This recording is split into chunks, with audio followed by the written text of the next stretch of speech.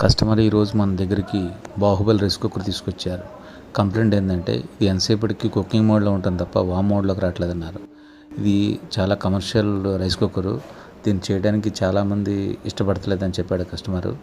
So మన దగ్గరికి తీసుకొస్తే సొల్యూషన్ ఉంటుందని తను అంతకుముందు మన దగ్గర కమర్షియల్ మిక్సీస్ రిపేర్ చేయించుకోవటం వలన అదే ఎక్స్పీరియన్స్తో మనం బాగా చేస్తామన్న నమ్మకంతో వచ్చున్నారు.